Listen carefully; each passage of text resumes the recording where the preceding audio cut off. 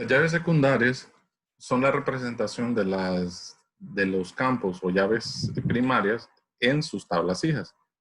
En este caso, es uno de los principales objetivos de las llaves secundarias es relacionar una tabla principal con sus tablas hijas o tablas secundarias a través de los valores que nosotros podemos guardar en las tablas hijas.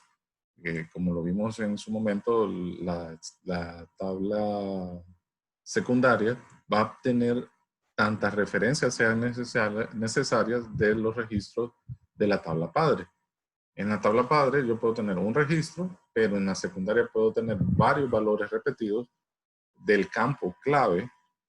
Por ejemplo, si yo tengo el campo cliente que tiene el código 100, ese cliente en la tabla de factura podría tener 5, 10, 20 facturas a nombre de él. Entonces, para hacer la referencia en la tabla de factura, yo no voy a copiar todos los datos del cliente, sino que solo voy a colocar el código del cliente 100 a todas las facturas que ese cliente le pertenece. También es la representación de la llave primaria dentro de las tablas secundarias o tablas hijas, validando que los valores correspondan entre ambas tablas. Eso significa que el manejador de base de datos, cuando yo defino dentro de una tabla que la columna es una referencia o es una tabla hija, es una referencia o un campo hijo, por decirlo así, de la llave primaria, él va a validar que los registros o los códigos que yo esté grabando en la tabla secundaria existan dentro de la tabla principal. Esto es lo que ustedes ven aquí en la estructura. Si ustedes se fijan en esta estructura, se está creando una tabla hija de person y si se fijan, aquí yo tengo el número de orden, el order ID, perdón, un número de orden que se va a estar manejando también acá.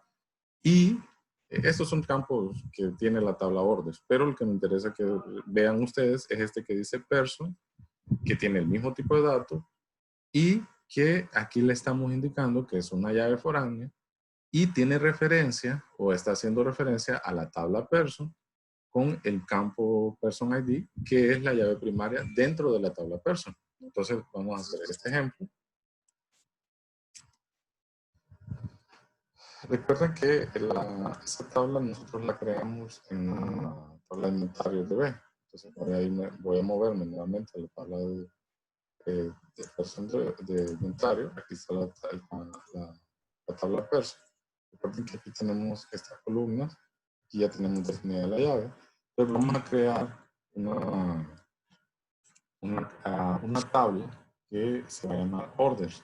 Vamos a crear, como les digo, cuando nosotros venimos a trabajar el SQL, ya tenemos diseñada nuestra base de datos. Entonces, ya podemos ir creando las tablas padre, luego todas sus tablas hijas, y las creamos con las referencias también. Entonces, vamos a poner order ID. En este caso, para esta tabla hija, este va a ser un campo primario, una llave primaria, null, y esta va a ser la llave primaria.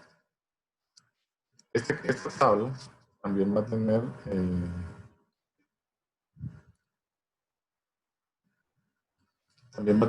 el campo order que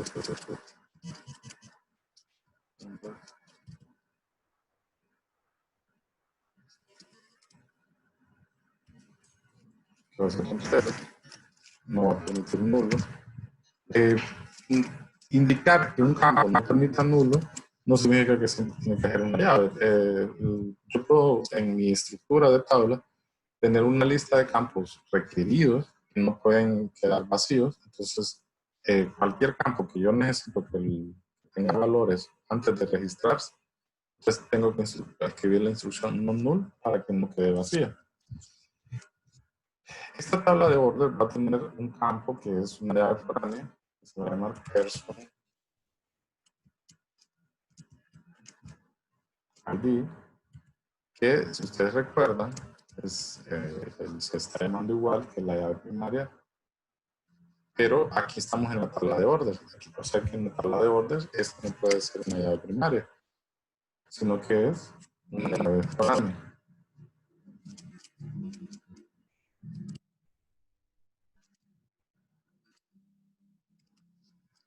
Yo estoy indicando que este campo es una llave foránea y que su referencia estará relacionada a la tabla person, que es la que creamos previamente, y que la columna que va a representar esa relación o la llave primaria, person ID, pero de la tabla secundaria. Entonces vamos a correr esta instrucción.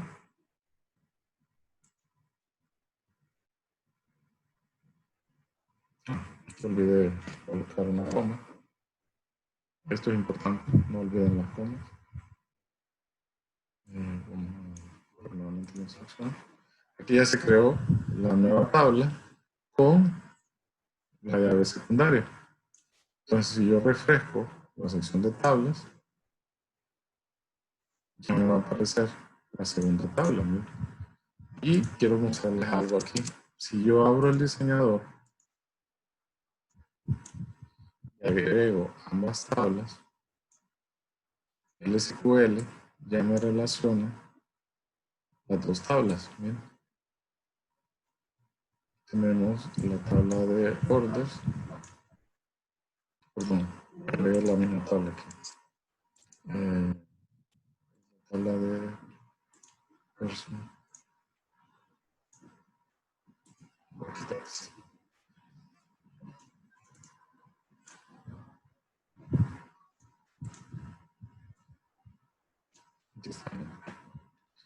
Si ustedes se fijan, tenemos la tabla de personas y tenemos como llave primaria. Si se fijan, aparece en negrilla. Luego tenemos dentro de esta base de datos la tabla orders, que también tiene una llave primaria, pero tiene una llave secundaria, que es person ID, y aquí hace la referencia. Miren. Si ustedes se fijan, al momento de crear esta segunda tabla, yo ya le indiqué que este campo, person ID, que está aquí, va a hacer referencia a la tabla person, que es esta, con el campo person ID que tenemos acá. ¿No? Entonces, con esto estamos creando las llaves primarias y secundarias.